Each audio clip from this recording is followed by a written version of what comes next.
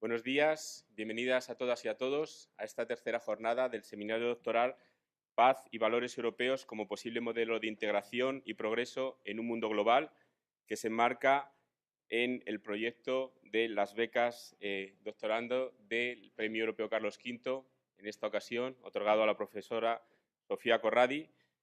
Y para empezar esta tercera jornada, que va a contar con dos paneles principales. El primero de ellos estará presidido por Jesús Baigorri Jalón. Él es profesor emérito de traducción e interpretación de la Universidad de Salamanca. Es miembro fundador y director del grupo de investigación Alfaqueque de la Universidad de Salamanca. También es miembro del jurado de las becas del Premio Europeo Carlos V.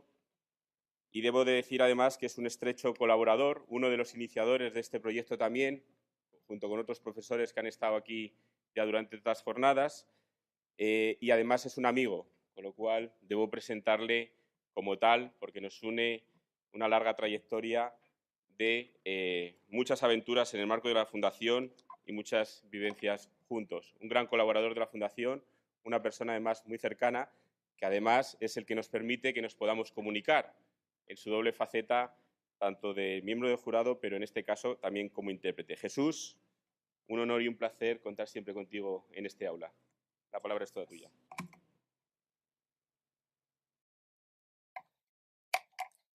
Thank you very much, Miguel Ángel. I'm going to speak English for interpreting management reasons.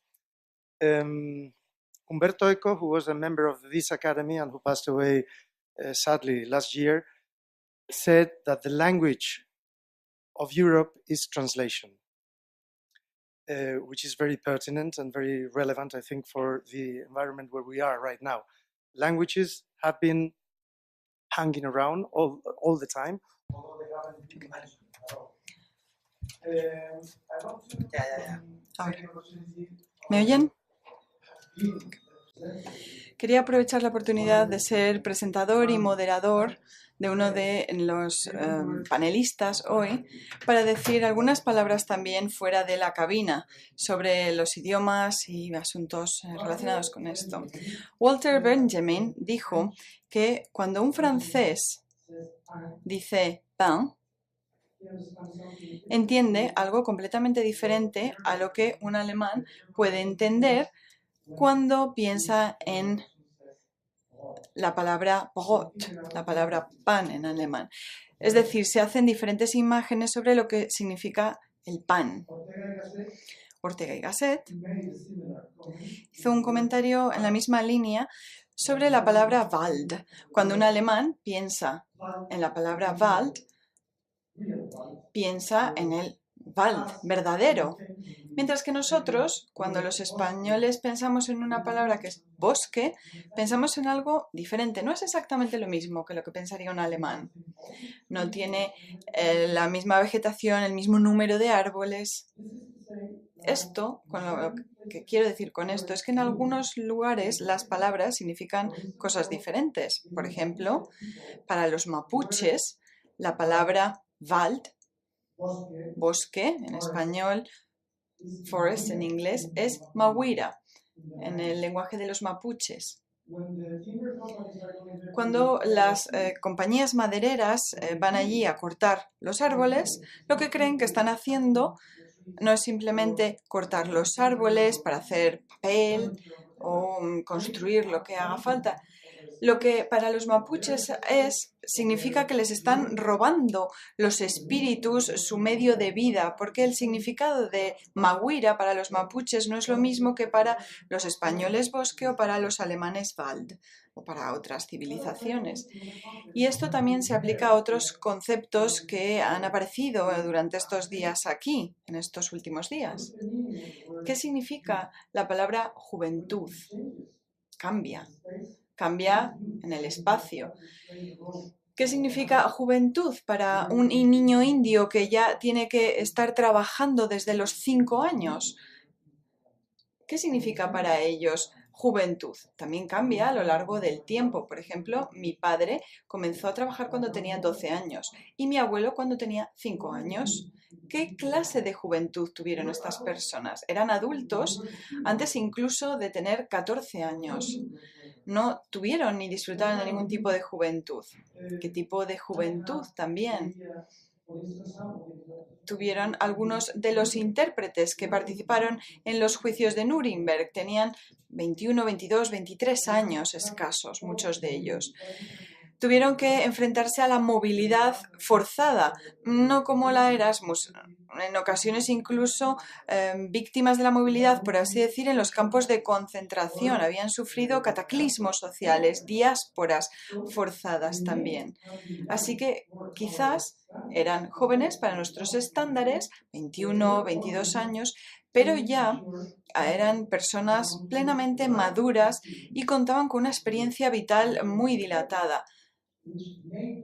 Y esto fue lo que les hizo madurar y evolucionar para alcanzar, por así decir, una madurez mayor que la que mostraba su carné de identidad. Este es un concepto que probablemente vaya a tratar Luigi en su ponencia. Lo que vimos en Túnez, por ejemplo, con la primavera árabe, primavera es un concepto interesante para nosotros. Por ejemplo, ahora es verano, pero casi ha sido primavera hace poco, pero en el hemisferio sur no lo es justamente lo contrario. Y solemos pensar que lo que nosotros vivimos lo viven todos, mientras que en el otro hemisferio tienen están ahora en invierno. También las estaciones evolucionan.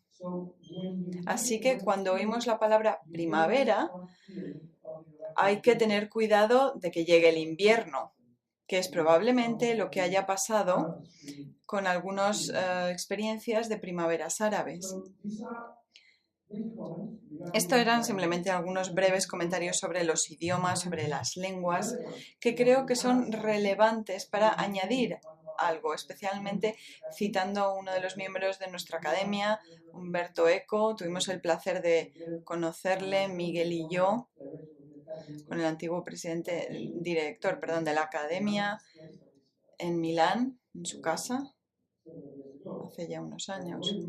Por cierto, utilizamos el francés como lengua de comunicación en esa conversación con Umberto Eco. A continuación, sin más dilación, me gustaría presentar a Luigi Cino, que está haciendo su doctorado en políticas y relaciones internacionales.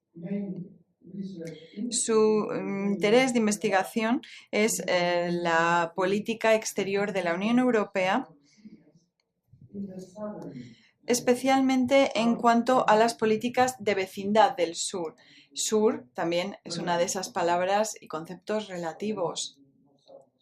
No existe el sur en realidad, porque el sur para Túnez es mucho más al sur, en el África subsahariana quizás.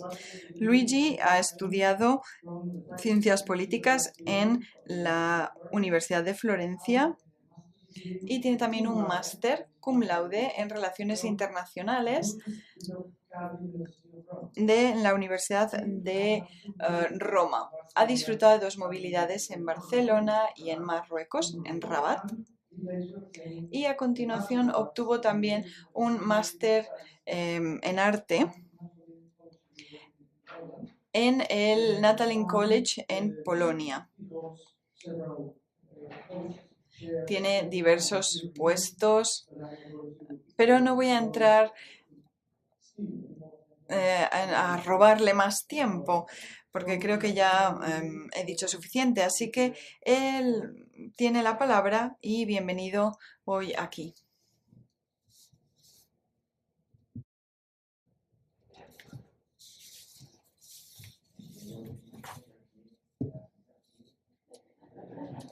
Parece que mi ponencia ha desaparecido, mis papeles. Muchas gracias a la Fundación, en primer lugar, por esta oportunidad increíble. Y también gracias a todas las personas que forman esta fundación por haber organizado de manera tan positiva este seminario doctoral. Si pasamos a las diapositivas que he preparado, lo que me gustaría presentarles hoy es una investigación preliminar sobre la transformación política de Túnez y el papel que ha desempeñado la Unión Europea para fomentar esta transformación tras la revolución.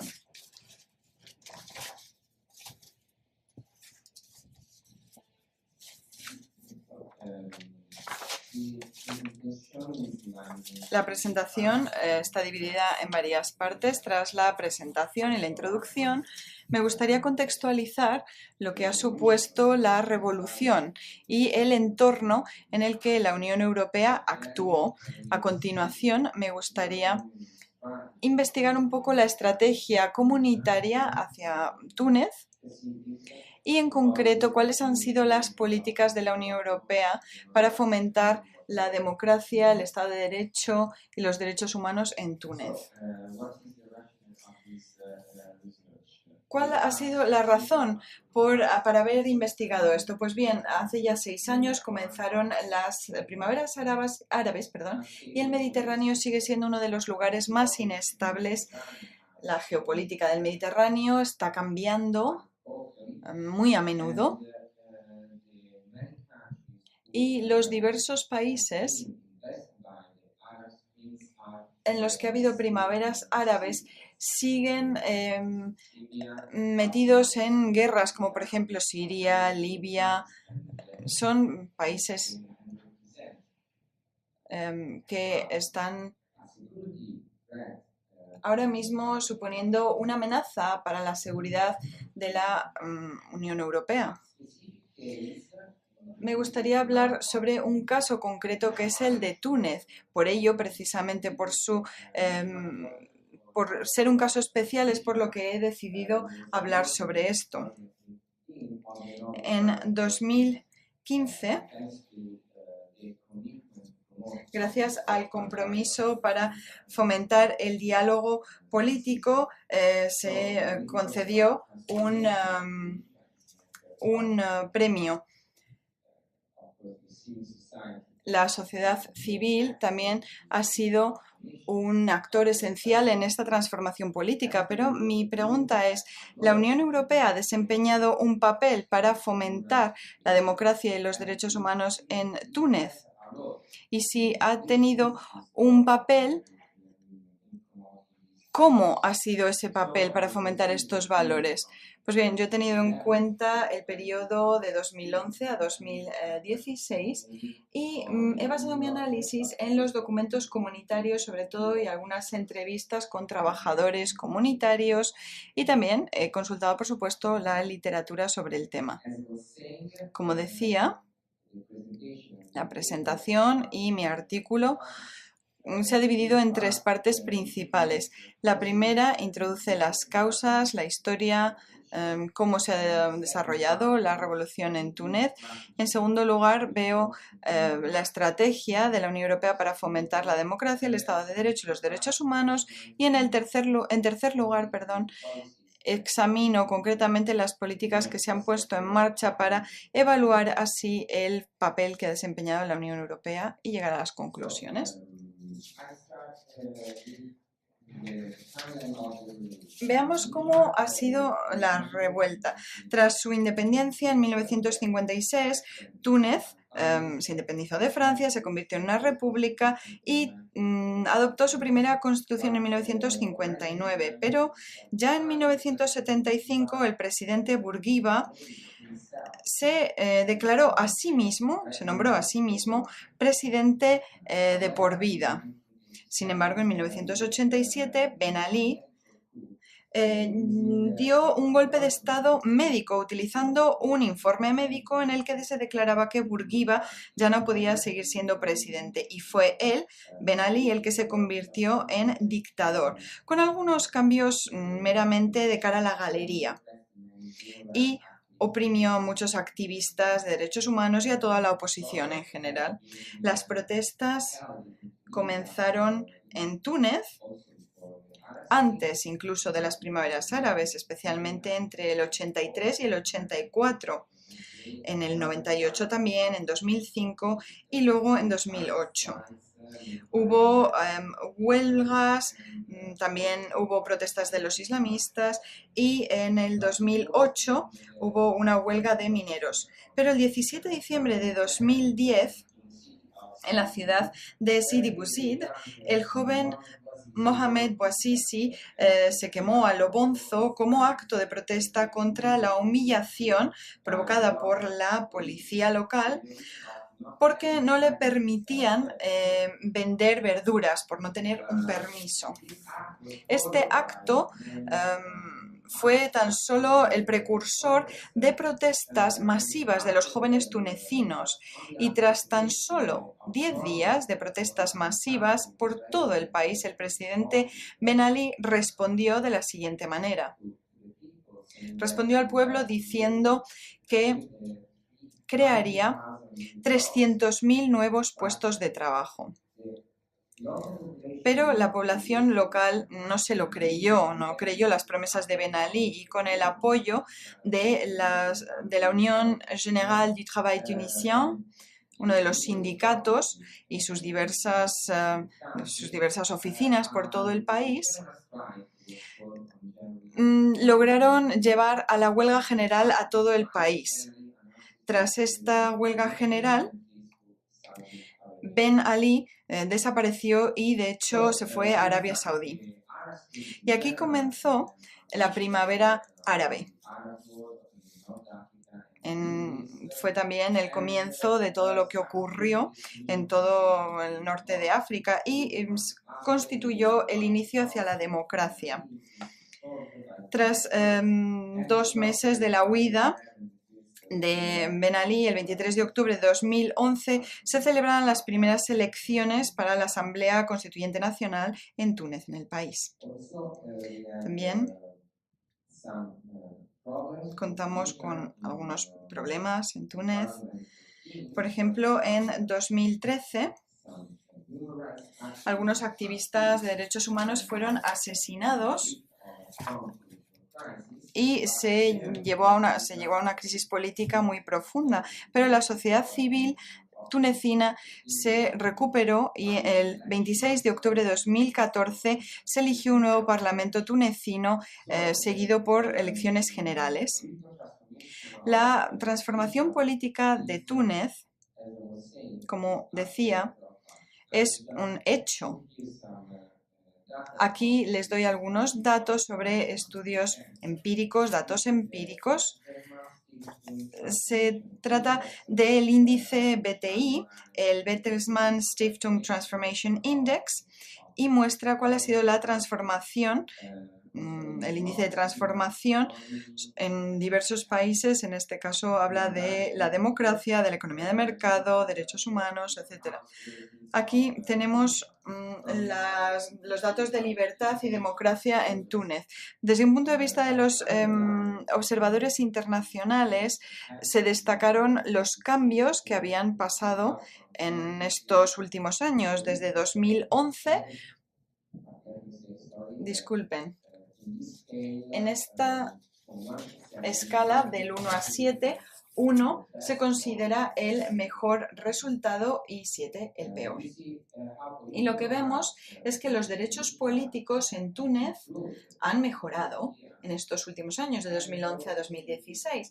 También las libertades civiles, aunque tampoco se ha mejorado tanto, pero en 2011, cuando se consideraba que Túnez no era un país libre, fue mejorando, se consideraba que era parcialmente libre y ahora, desde 2015, se considera un país libre. Me gustaría también mostrarles cuáles han sido las causas de la revolución, porque es importante entender el contexto en el que la Unión Europea actuó en Túnez. Existen diversas causas que llevaron a las revueltas. En primer lugar, podemos mencionar la falta de diversificación económica y la falta de creación de puestos de trabajo. Pero entre las causas socioeconómicas también existe una mayor desigualdad social, disparidades regionales entre las diferentes zonas de Túnez, porque la mayoría de las regiones están cerca de la costa y son las regiones más desarrolladas. ¿Por qué? Bueno, el problema es que el resto de la población está en la parte occidental, tiene frontera con Argelia y con Libia y son las regiones más pobres. Por tanto, había disparidades regionales y fueron un factor importante para el comienzo de la revuelta.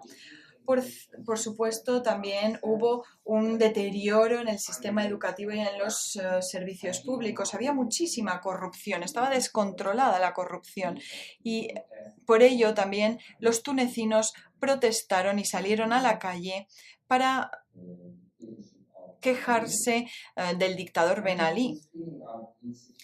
Esta sensación de inseguridad y de urbanización sin control, el aumento de la juventud, de los más jóvenes que además se veían más afectados por el paro, fueron todas estas algunas de las grandes causas de la revolución.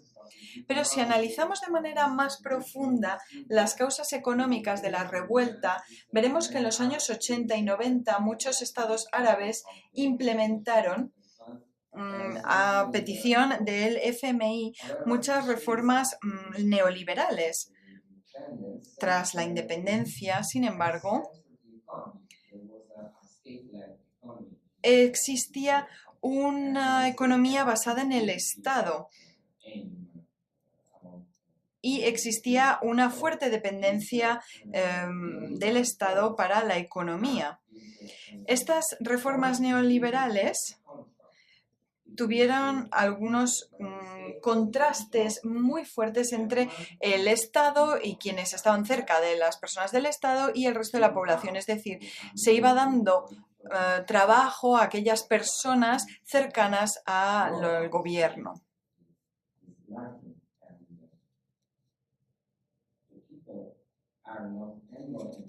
La gente sufría el paro, unas cifras escandalosas, y los jóvenes querían una mayor participación política también.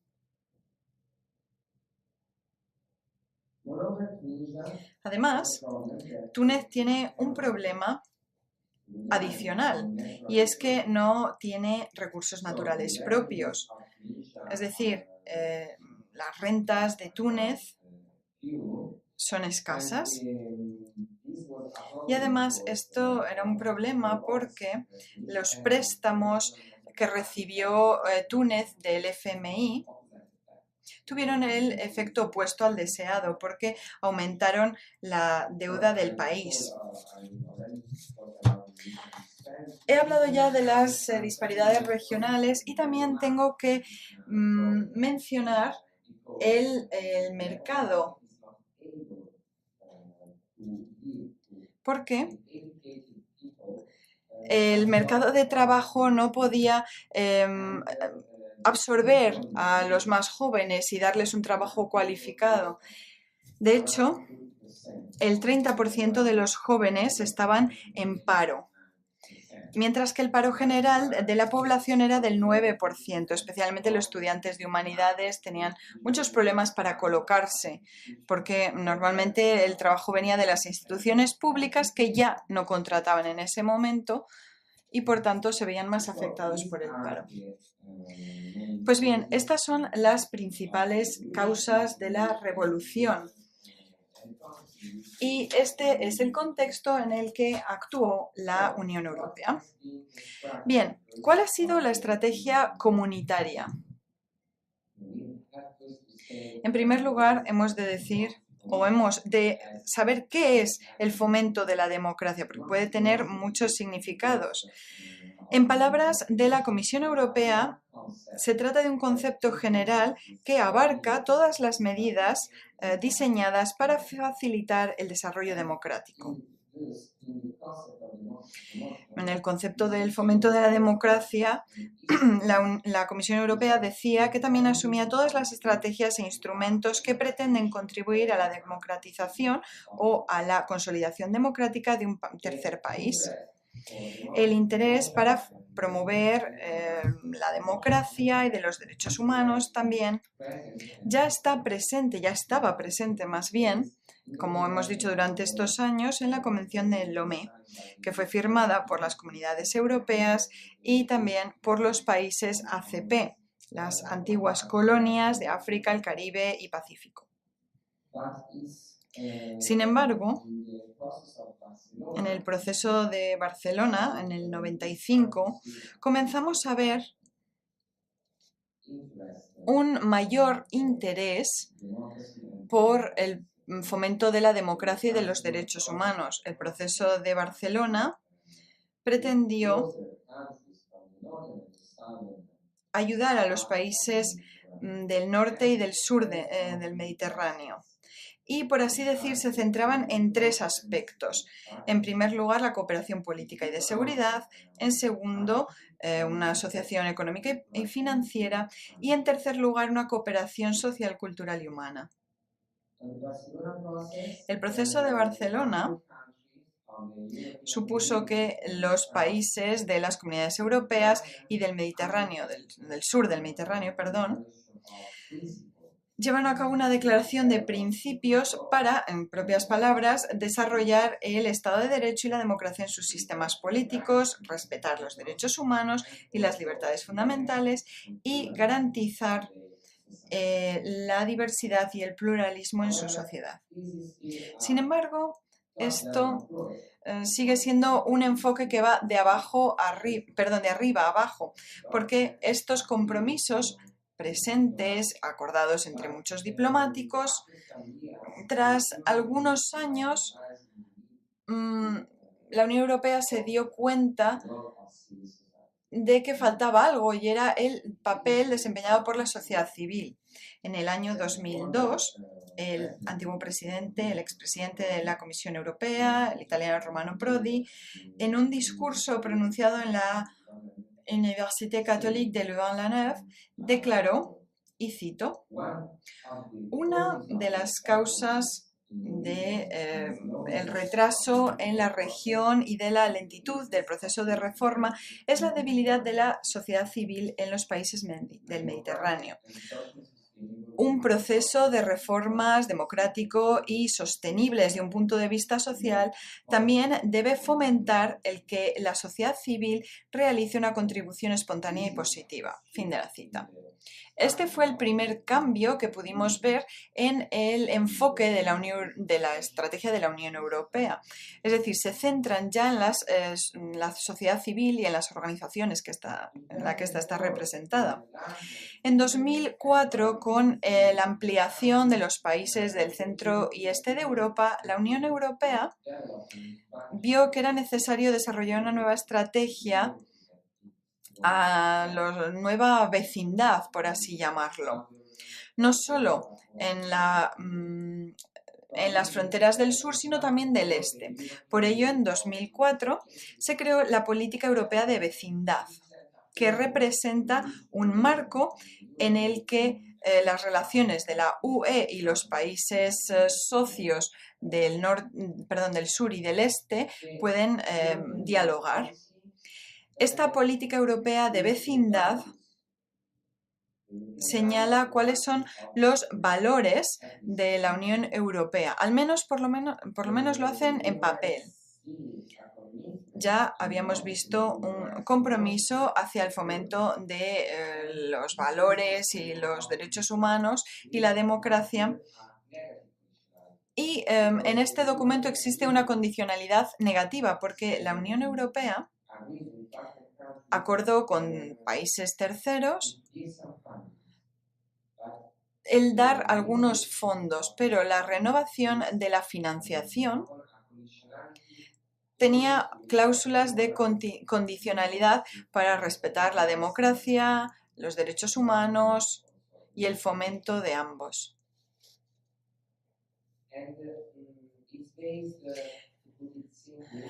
Para decirlo de manera sencilla, la idea es que si el país socio no respeta la democracia y los derechos humanos, la Unión Europea castiga, por así decir, a estos países cortándoles la financiación. Esto se llevó a cabo mediante el Instrumento Europeo de Vecindad y Cooperación, el ENPI, que pretende fomentar el Estado de Derecho y el papel de la sociedad civil. Pero, ¿cuál es el núcleo de esta política? Pues bien, la Unión Europea ofrece a sus países vecinos una relación privilegiada que ha de estar basada en un compromiso mutuo para el respeto de los valores y principios como derechos humanos, Estado de Derecho, democracia y buena gobernanza. Estos compromisos se repitieron y reafirmaron también en la Cumbre de París para los países del Mediterráneo en 2008, pero se convirtieron en compromisos incluso más importantes tras las primaveras árabes. La nueva estrategia de la Unión Europea cambia después de la primavera árabe, porque las primaveras árabes llegaron en un momento dado, porque la Comisión Europea y, de hecho, la alta representante Catherine Ashton y el comisario a cargo de esta política de vecindad, el señor Füle, estaban en esos momentos revisando la política europea de vecindad. Publicaron 2 comunicados que cambiaban el enfoque de esta política europea de vecindad. Esto lo hicieron en 2011. El primero se llama Cooperación para la democracia y prosperidad compartida con el Mediterráneo Sur, mientras que el segundo tenía más que ver con las políticas de vecindad per se. En el primero se declara que la base está en 3 elementos bases. En primer lugar, la transformación democrática y la construcción de instituciones, centrándose sobre todo en las libertades fundamentales, reformas constitucionales, reformas judiciales y lucha contra la corrupción. El segundo es una cooperación más cercana con la gente, especialmente el apoyo a la sociedad civil y también el refuerzo de las oportunidades para intercambiar los contactos con personas, especialmente centrándose en los jóvenes. Mientras que el tercer aspecto tenía que ver con el crecimiento inclusivo y sostenible y el desarrollo económico.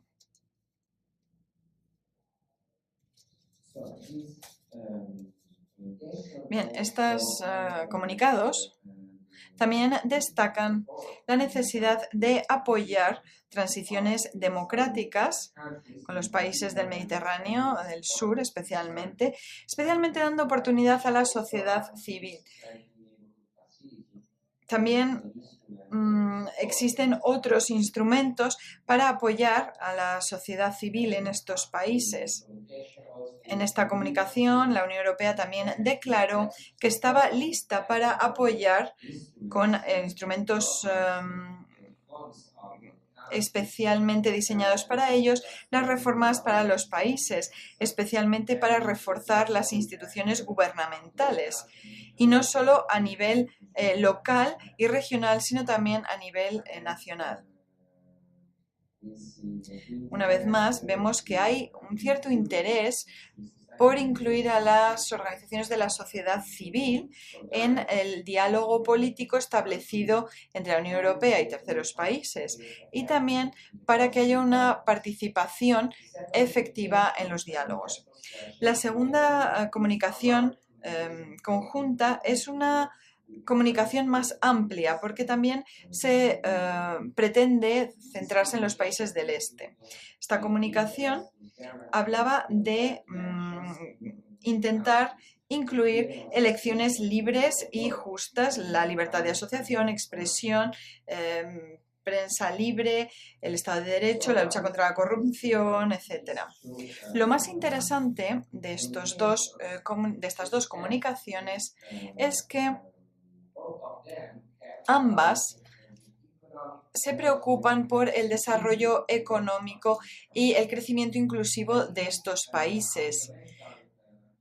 Y esto es un aspecto fundamental para la Unión Europea, porque el desarrollo económico está basado durante el periodo de transición a la democracia y también la consolidación de las instituciones democráticas. De hecho, si lo recordamos, las condiciones económicas fueron las causas principales de las revueltas en Túnez. Me gustaría hablar ahora de la tercera parte de mi presentación y tiene que ver con las políticas de la Unión Europea que implementaron hacia Túnez. La estrategia implementada por la Unión Europea en Túnez aparece reflejada en el Plan de Acción UE-Túnez, que proporciona el marco general para esta cooperación entre la Unión Europea y Túnez. Entre las acciones prioritarias de este plan nos encontramos el aumento de un diálogo político y la cooperación en áreas como la democracia, derechos humanos, política exterior y de seguridad, la cooperación en la lucha contra el terrorismo, especialmente a corto y medio plazo existen algunos objetivos que aparecen reflejados claramente en este plan de acción. En cuanto a los objetivos a corto plazo, se habla de que debe haber una mayor participación de la sociedad tunecina en la vida política, han de desarrollar más el papel desempeñado por la sociedad civil, han de aumentar los intercambios de experiencias entre los miembros del Parlamento en Túnez y en la Unión Europea, mientras que a medio plazo los objetivos, algunos de ellos, se refieren a las reformas administrativas para fomentar también una mayor transparencia, la lucha contra la corrupción y el refuerzo de la independencia y la eficacia del sistema judicial. En este plan de acción, que abarca el periodo 2013 a 2017, las prioridades se centran en el Estado de Derecho y en la democracia, especialmente el sistema electoral, la independencia de la autoridad que está encargada de la organización de las elecciones. Sin embargo, estos no son conceptos nuevos, porque el interés ya existía y los objetivos ya estaban presentes en los documentos estratégicos que abarcaban el periodo 2007-2013. Esto significa durante la dictadura de Ben Ali también. Por supuesto, durante esa época no se produjeron ningún tipo de cambio, bajo la dictadura no pudo pasar, sino que más bien fue cuando Túnez se libró de Ben Ali. La Unión Europea también ha diseñado una estrategia más amplia para Túnez. En concreto, el Consejo ha publicado ciertos documentos y el fomento de la democracia está vinculado con un mayor crecimiento y desarrollo económico. Entre las políticas implementadas por la Unión Europea nos encontramos diversos programas económicos. El primero es el programa llamado SPRING. Es un acrónimo que significa apoyo a la cooperación, reformas y crecimiento integrador. Es un programa multisector que proporciona 350 millones de euros para enlazar la reforma de la transformación económica y la construcción de instituciones con un crecimiento sostenible, inclusivo y el desarrollo económico. Estos son los millones de euros que la Unión Europea, con los que se comprometió la Unión Europea con el objetivo de reducir la pobreza, acabar con las disparidades, reducir el desempleo así como mejorar el desarrollo de las capacidades y enfrentarse a la situación de los más jóvenes que no estaban formándose. Asimismo, estas dotaciones tenían que ver con un mayor apoyo del sector de la justicia. Existen otros programas como el NPARD, que es el Programa Europeo de Vecindad para el Desarrollo Agricultural y Rural. Es decir, podemos ver que hay un apoyo enorme de la Unión Europea hacia Túnez tras la revolución. Este apoyo fue fundamental porque la estabilidad del país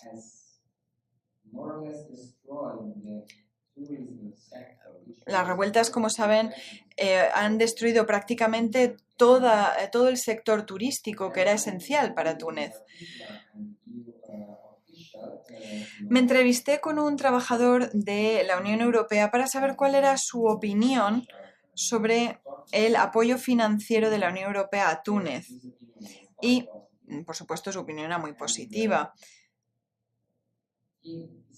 Y lo que me dijo fue lo siguiente. Dijo que era fundamental proporcionar apoyo financiero para estabilizar el proceso de transición democrática, de la creación de instituciones democráticas en Túnez. En concreto, probablemente, quizás esto es algo que le sorprenda, esta transición democrática no habría sido posible sin el apoyo financiero, pero también sin el apoyo político que proporcionó la Unión Europea a las autoridades tunecinas. Y esto es importante porque si lo comparamos con otros casos en el área del Mediterráneo, vemos que es muy diferente lo que ha pasado en Túnez de lo que ha ocurrido en Libia, por ejemplo. No contamos con, por lo menos en Libia no se ha contado con esta cooperación con la Unión Europea. La Comisión Europea también financió el Fondo Nacional Pro Democracia, que es una entidad separada, que pretende fomentar la democracia y las organizaciones de la sociedad civil en el país, en Túnez. Este apoyo financiero, como decía, también ha sido fundamental para la estabilización de los factores macroeconómicos, porque, como decía al inicio, el gobierno tunecino tenía una deuda internacional inmensa y, por supuesto, nadie quería dar dinero a un país inestable, porque sabían que no lo recibirían de vuelta. La estabilización macroeconómica, por tanto, también fue resultado de la ayuda financiera de la Unión Europea.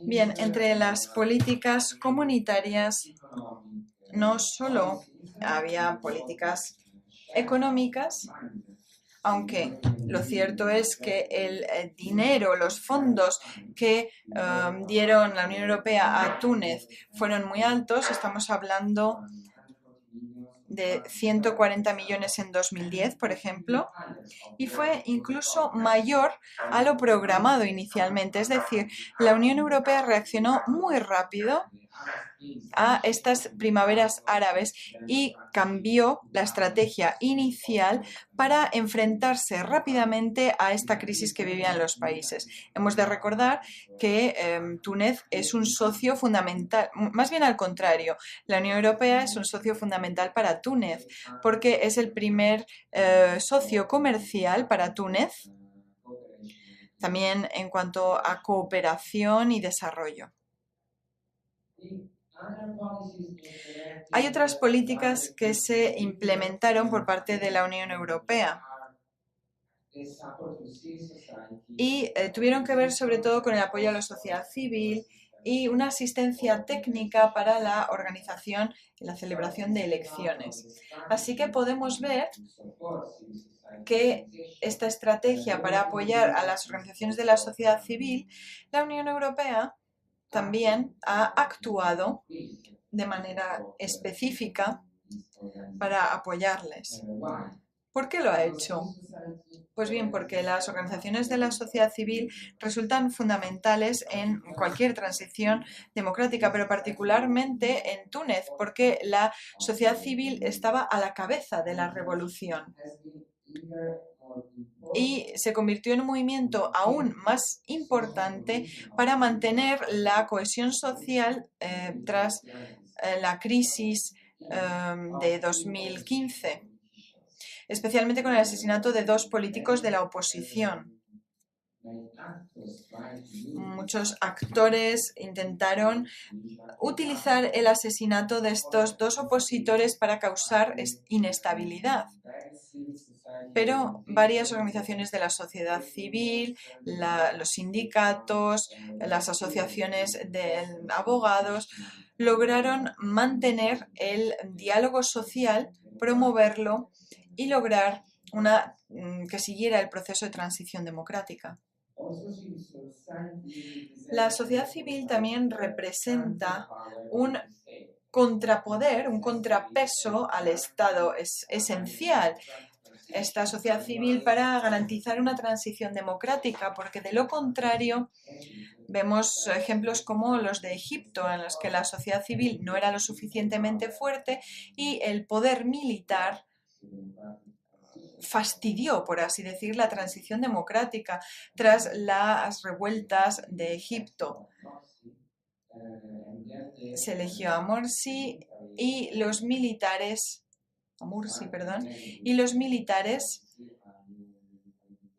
comenzaron una nueva dictadura, de esta manera era militar.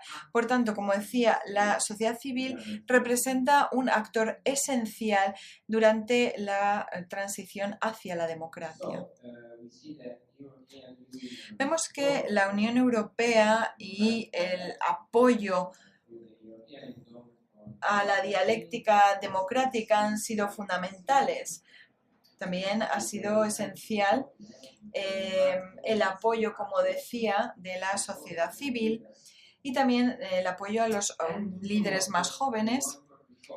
Y también la política ha tenido que ver con el uso de la sociedad civil como actor defensor de la democracia para aumentar la responsabilidad de estas nuevas instituciones creadas de nuevo cuño. En estos momentos existe una delegación de la Unión Europea en Túnez que tiene aproximadamente un presupuesto de 60 millones de euros con 68 proyectos aproximadamente y colabora con muchas organizaciones y también apoya el crecimiento inclusivo y el desarrollo. El otro punto que me gustaría tratar es el apoyo que ha dado la Unión Europea para la organización de las elecciones.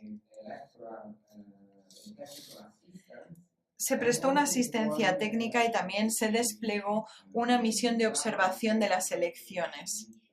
Esta misión tuvo resultados positivos y constató que se habían celebrado las primeras elecciones libres y democráticas. Tuvieron lugar el 23 de octubre de 2011. Sin embargo, la Unión Europea misma no ha sido relevante para la adopción y la redacción de la Constitución tunecina, adoptada en 2014.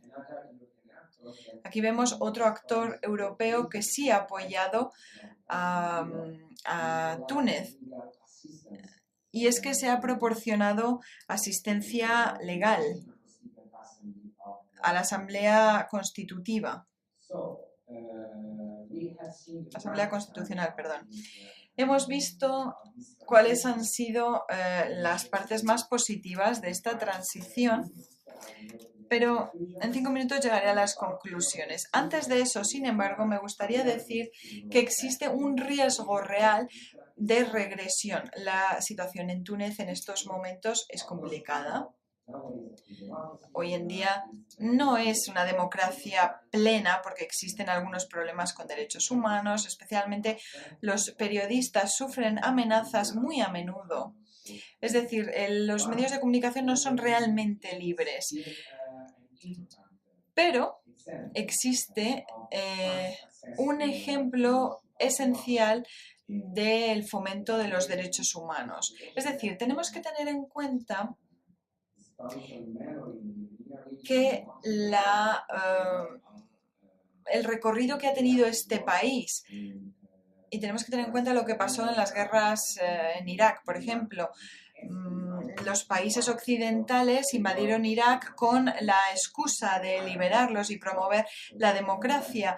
Por tanto, en los países árabes los países occidentales han de andarse con ojo, por supuesto, porque algunos no se fían de ellos.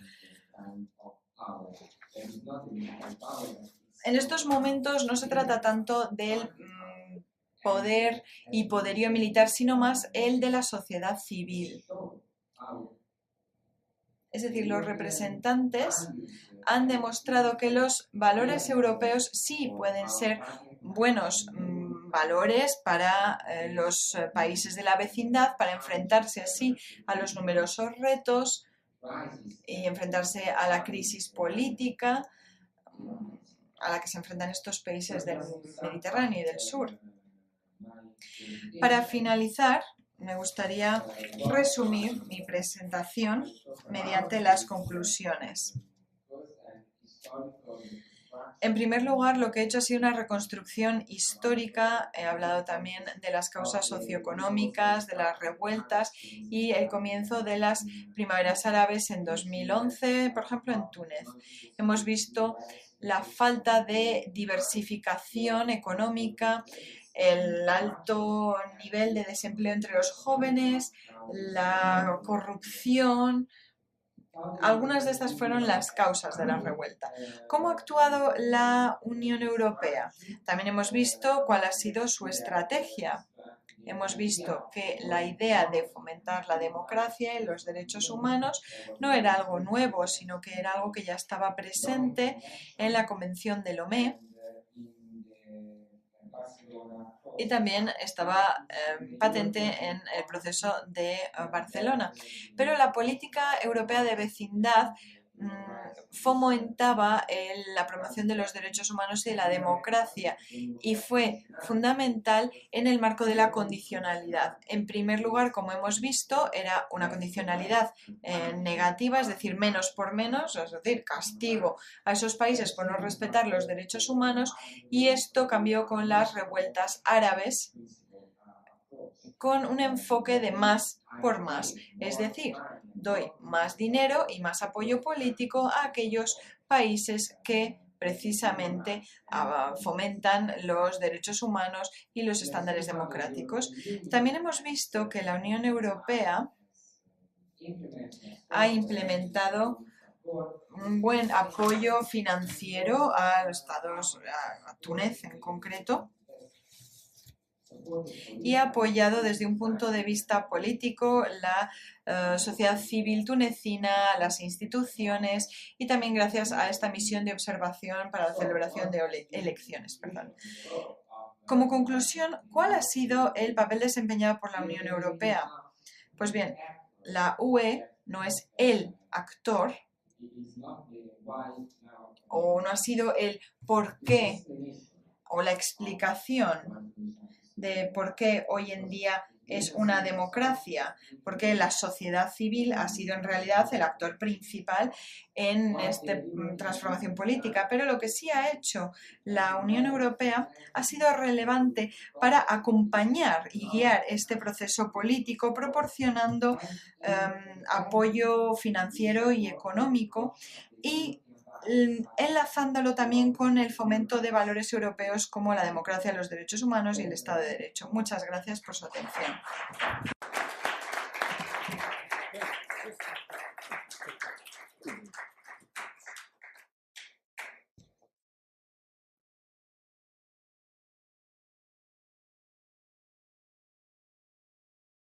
Thank you very much, Luigi, for Muchas gracias, Luigi, por una presentación excelente y también por mantenerte en el tiempo. Has acabado justamente cuando te quedan 0 segundos, así que perfecto. Me gustaría hacer algunos comentarios para quizás empezar el debate. Ha mencionado la idea de Irak y el hecho de que algunos países árabes no recibieron de brazos abiertos lo que pretendían las naciones y potencias occidentales de fomentar la democracia en sus países. Yo estuve presente en algunos en algunas reuniones del Consejo de Seguridad cuando se invadió Irak, y esa es la palabra quizás concreta.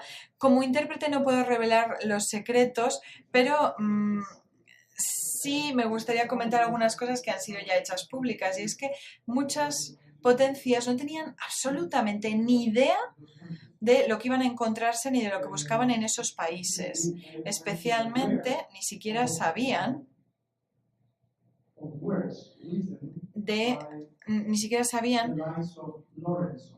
ni siquiera lo que había sido escrito por Lawrence de Arabia, lo que habría explicado, les habría hecho entender también muchos de los rasgos de estas sociedades, es decir, desconocían las sociedades por completo. Me gustaría ir más allá de las actividades llevadas a cabo por la Unión Europea en Túnez. Yo me pregunto si el uso de una plantilla, por así decir, es decir, una solución para todos, que es lo que han hecho las potencias occidentales en otros países que solían ser antiguas colonias y que tras la descolonización recibieron fronteras que muchas veces no tenían absolutamente nada que ver con las diferencias étnicas, ni tenían que ver tampoco con sus propias tradiciones culturales. Quizás es el uso de esa solución única para todos puede tener éxito para todos. En algunos casos el liderazgo se entiende de manera muy diferente en algunos países. No fomento, por supuesto, el hecho de que haya un señor de la guerra que controle algunas zonas, por supuesto que no, pero es lo que ocurre en algunas regiones de Afganistán, no solo en el continente europeo, hay muchos otros países también. Y supuestamente se fomenta la paz, la prosperidad, la democracia, pero los elementos culturales son muy importantes. Me gustaría concluir diciendo, por ejemplo, el darle una carantoña o una tortita a un niño cuando no se porta bien. En España, por ejemplo, se ve como algo natural en España, pero en Finlandia le detendrían si se le ocurre darle un cachete a un niño. Por supuesto, estamos todos de acuerdo en que la ablación genital femenina es algo que no es aceptable para nadie, pero existen muchos matices y algunos elementos culturales que han de tenerse en cuenta cuando se intenta tener una receta única para todos estos políticos, para todas estas intervenciones también. Es simplemente una pequeña reflexión con la que dejar a la audiencia. Con ello, yo creo que podemos abrir el turno de palabra, a no ser que Luigi quiera hacer alguna respuesta. Me gustaría, en primer lugar, darle las gracias por este comentario, sobre todo. Cuando ha hablado de esa solución única para todos, fue un concepto que se tuvo en cuenta en la política de 2011, porque hasta entonces la Unión Europea actuaba a nivel regional diciendo lo siguiente: esto es lo que todos los países tienen que hacer. Pero nos enfrentábamos a diferentes situaciones, a países diferentes, no solo en el Mediterráneo, también en los países de la vecindad al este. Y lo cierto es que no puede haber una solución única para todos. Por supuesto, aquí entramos en un debate más amplio sobre los valores, porque los valores culturales, parece que en Europa decimos lo de unidos en la diversidad, así que tenemos que al menos acordar algunos valores universales. Esta es mi opinión, al menos. Creo que los derechos humanos y su respeto, la democracia, el Estado de Derecho también han de ser algo en lo que todos estemos de acuerdo, aunque son valores europeos. Pero sí, existe un problema, incluso un problema lingüístico. Cuando la Unión Europea, por ejemplo, se dialoga con estos países, la democracia es un concepto tan amplio que se puede entender de maneras muy, muy diferentes. Así que esta solución única no funciona para todos. Y esto es algo que se puso de manifiesto en Túnez especialmente. Creo que era un caso muy especial, muy concreto, y por eso lo elegí para mi estudio. Si vemos el caso de Argelia, allí la revolución no ha cambiado el sistema político ni tampoco el liderazgo, porque Argelia es un país que no depende desde un punto de vista económico de la Unión Europea. Argelia también tiene muchos campos petrolíferos, y por así decir, Argelia no necesita respetar los derechos humanos. Porque si la Unión Europea se lo pide y si no lo respeta, deja de comprar petróleo, a Argelia le da un poco igual.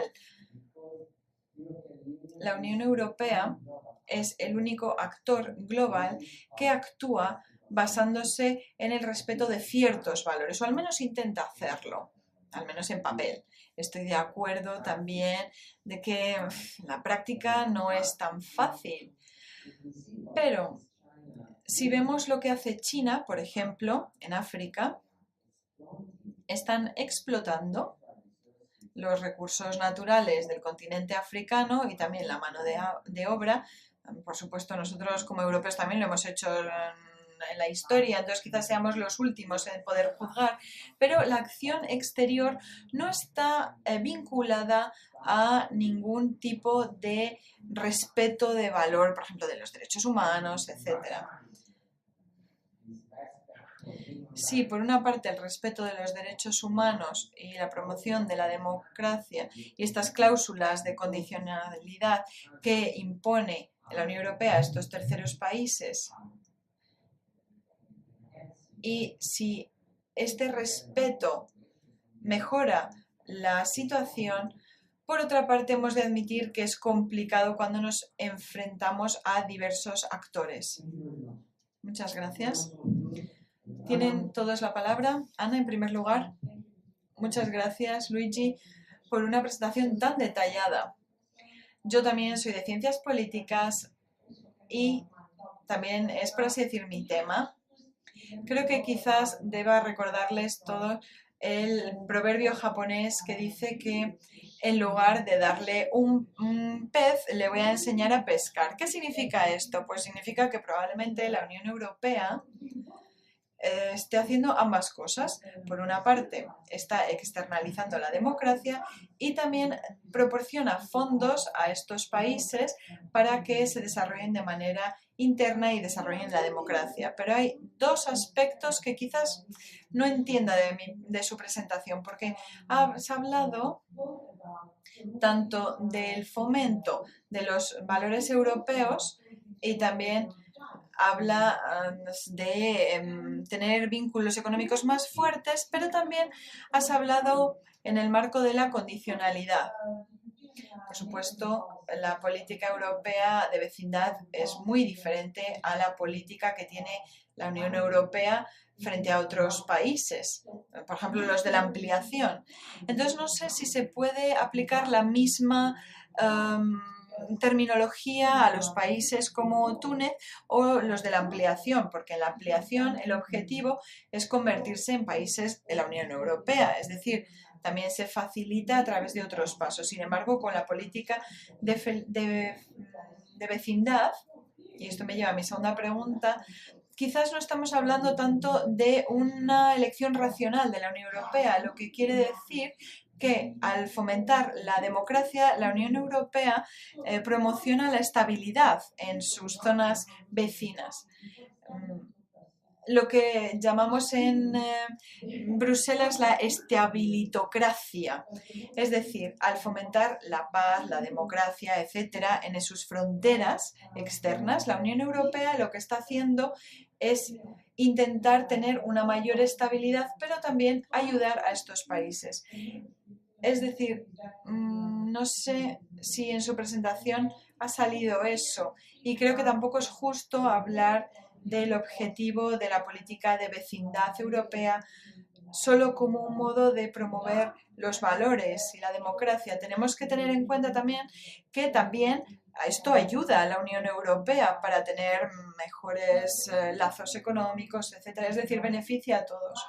Me gustaría preguntar por qué hablas sobre la condicionalidad.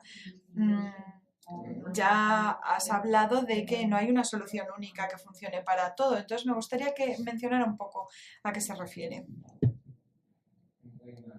Muchas gracias, Ana, por estos comentarios tan acertados. Sí, tienes razón. Por supuesto, las políticas de ampliación y las políticas de vecindad son completamente diferentes. Porque durante la redacción de la política de vecindad, Romano Prodi dijo que el objetivo de estas políticas de vecindad eran compartir con los países vecinos todo excepto las instituciones. Es decir, está claro, para los países de vecindad, está claro que nunca van a acabar siendo parte de la Unión Europea, aunque algunos países como Moldavia o Ucrania o incluso Georgia sí querrían entrar en la Unión Europea. Pero este no es el objetivo por parte de la política de vecindad. Y es muy diferente a las políticas de ampliación. Me imagino que te refieres a los Balcanes occidentales, porque hoy en día la política de ampliación está centrada en esta región.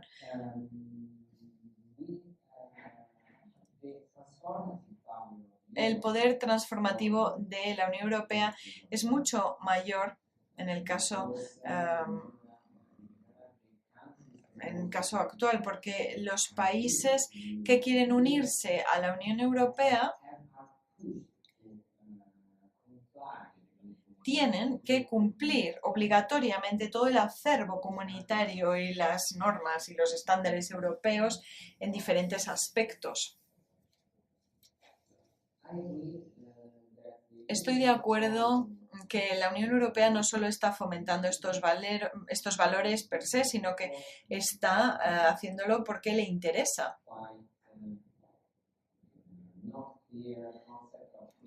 Esto quizás nos lleva a un concepto que es el de pragmatismo principal. La Unión Europea mira por sus intereses y hay interés en fomentar la estabilidad. Y como dijo una de las teorías más importantes, la democracia no sirve para que los países se ataquen unos a otros. Por ello, se quiere fomentar la democracia, porque si hay un Mediterráneo democrático será más estable. En estos últimos años no siempre ha sido real, no siempre ha significado esto, porque antes de las primaveras árabes, la Unión Europea también había apoyado dictaduras en el norte de África. Mientras tanto, se estaba externalizando la cultura de las fronteras a estos países. Por ejemplo, los altos flujos migratorios que ahora vienen de Libia se deben a que no hay estabilidad en ese país, por ejemplo. Así que estoy de acuerdo, en lo que llamas la estabilitocracia. En la Unión Europea hablábamos de la estabilidad externa o la democracia. Cuando tenemos que elegir entre fomentar la estabilidad en la región y la democracia, la Unión Europea va a elegir lo que más le interese en ese momento. ¿Está de acuerdo? No. No es eso lo que estoy diciendo. Yo elegí el caso de Túnez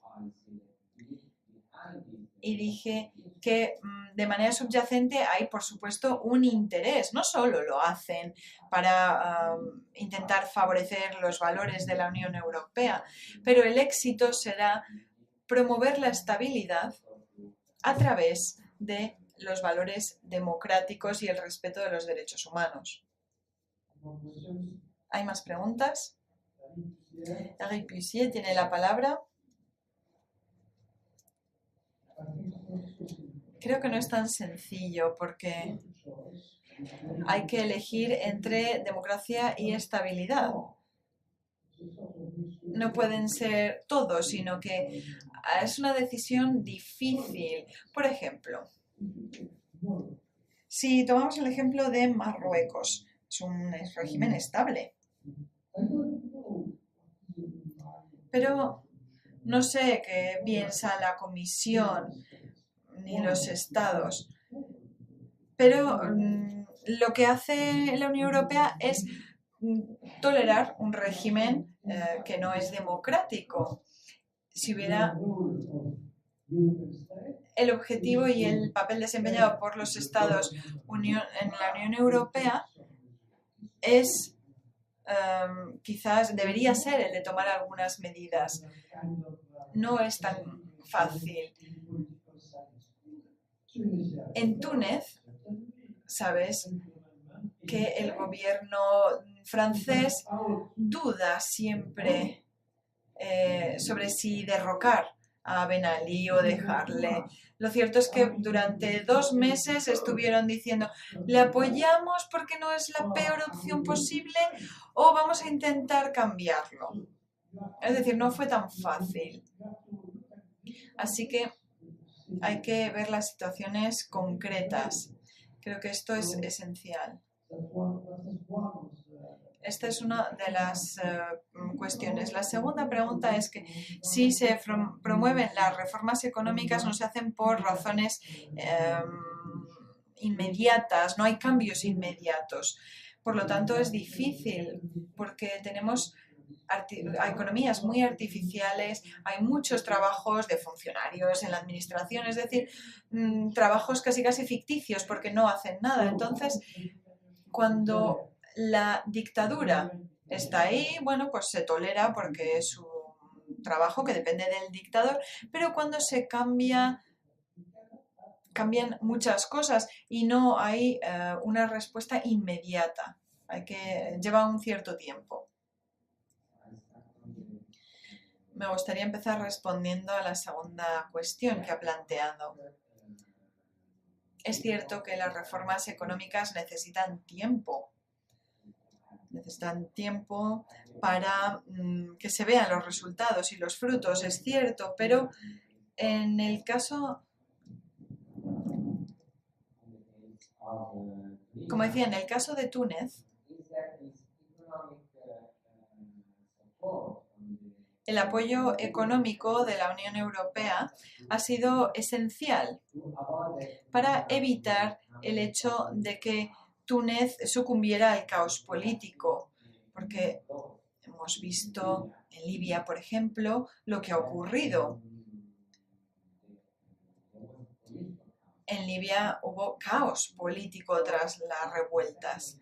Así que, en cierto sentido, veo que este apoyo económico de la Unión Europea ha resultado fundamental para sostener y para apoyar la estabilidad económica y social, que a su vez era crucial para respaldar el proceso de reformas democráticas. En cuanto a la primera cuestión, estoy de acuerdo en que hemos de ver los casos en concreto. Marruecos es un buen ejemplo, porque Marruecos no es un país democrático para nada. El papel tanto del rey como de la corte del rey es muy fuerte y vuelvo a lo que decíamos antes, y es que el enfoque de la Unión Europea es el que más le interesa en ese caso. La Unión Europea es el principal socio comercial de Marruecos y hay muchos vínculos económicos y políticos, especialmente también con Francia. Es uno de los Estados miembros que más importancia tiene para Marruecos. Si no me equivoco, Marruecos incluso quiso unirse a la Unión Europea en los años 70. Por ello establecimos los criterios de Copenhague, los criterios geográficos en concreto para pertenecer a la Unión. En este caso, sí, en Marruecos vemos que ha habido un enfoque diferente por parte de la Unión Europea. Y no solo en el caso de la promoción de la democracia y los derechos humanos, sino también en el caso del conflicto del Sáhara Occidental, porque en los documentos políticos de la Unión Europea el conflicto del Sáhara Occidental prácticamente nunca se menciona. Recientemente ha habido un aspecto diplomático entre ambas, entre la Unión Europea y Marruecos, por una sentencia del Tribunal de Justicia de la Unión Europea por un acuerdo económico entre ambos que tiene que ver con los productos que vienen del Sáhara Occidental. Marruecos se ha quejado continuamente. No sé si de hecho el embajador ha vuelto incluso. Y el Tribunal de Justicia, de hecho, cambió su sentencia recientemente por estas quejas. No soy experto en este caso ni en lo que supone la sentencia y el cambio de la misma, pero sí vemos que ha sido el Poder Judicial de la Unión Europea el que ha planteado el tema del respeto de los derechos humanos en el tema de Marruecos y el Sáhara Occidental. Es decir, no han sido la parte política, ni la Comisión Europea, ni el Consejo de la Unión Europea los que lo han planteado, sino el Poder Judicial. Así pues, creo que tiene razón y hay que ver casos en concreto. Por eso, precisamente, he examinado en detalle el caso de Túnez, que ha tenido éxito. ¿Hay más comentarios o preguntas? Bettina. Gracias por su presentación. Tengo una pregunta, porque ha mencionado... De hecho, creo que no ha mencionado la Unión del Mediterráneo en su presentación y quería saber si es algo que has analizado o si hay algo que tenga que ver con esta asociación en concreto y por qué no lo has mencionado.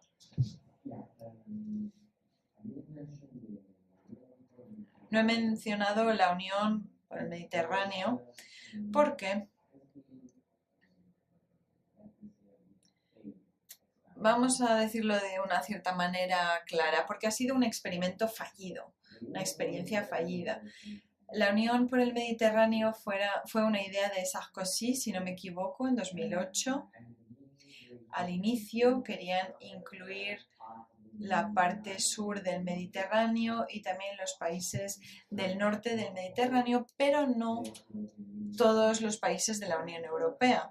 A continuación, la Comunidad Europea y Alemania declaró que quería unir a todos los países de la Unión Europea en esta Unión del Mediterráneo. Por ejemplo, Polonia está ahora mismo en esta unión, que tiene muy poco que ver con el Mediterráneo. Y esta organización intergubernamental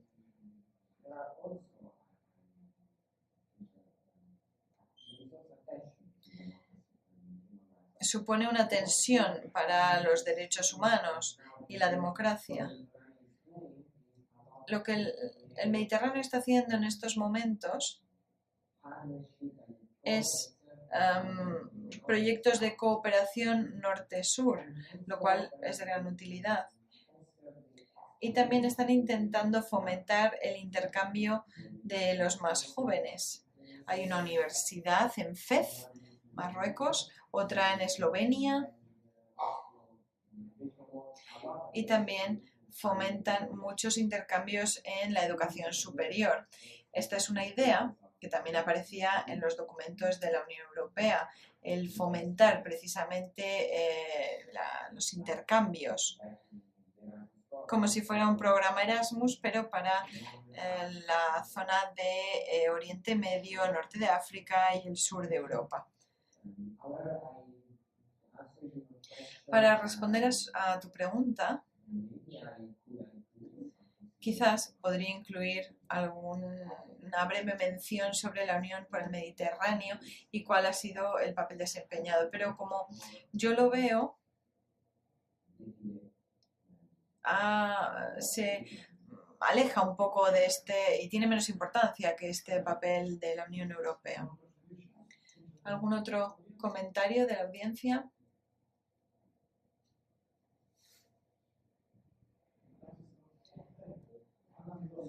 Ana Milosevic tiene algún comentario.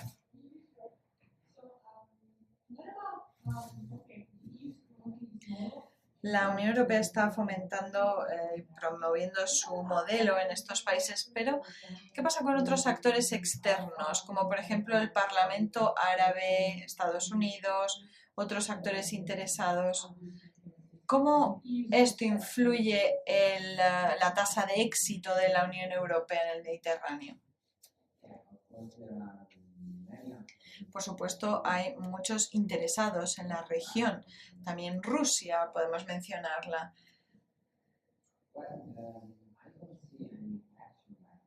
No creo que haya ninguna acción como la que lleva a cabo la Unión Europea para el fomento de la democracia. Sí hay cierto interés, por ejemplo, con Rusia, para apoyar algunas alianzas y algunos aliados en la región. Rusia, por ejemplo, tiene muy pocos aliados en el Mediterráneo y, por tanto, por eso es por lo que apoyan a Bashir al-Assad.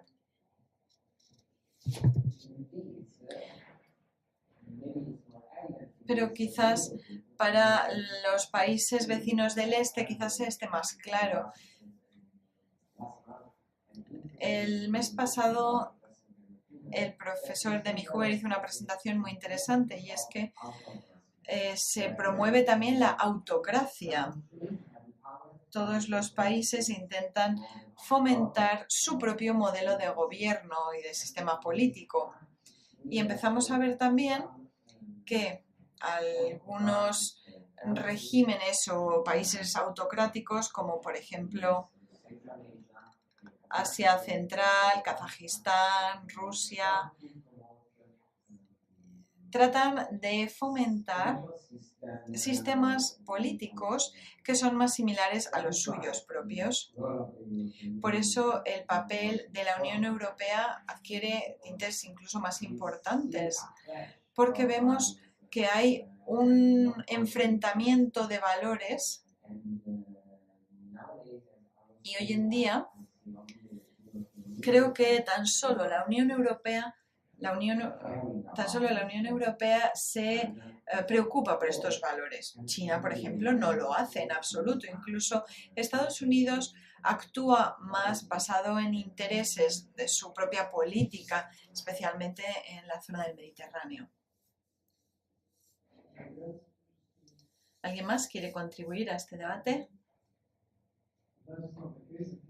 Si no es así, creo que podemos concluir esta primera sesión de la mañana. Hemos ganado unos minutos, lo cual yo creo que será muy útil para el resto del día. Muchas gracias, Luigi, por una contribución excepcional. Un aplauso. Gracias.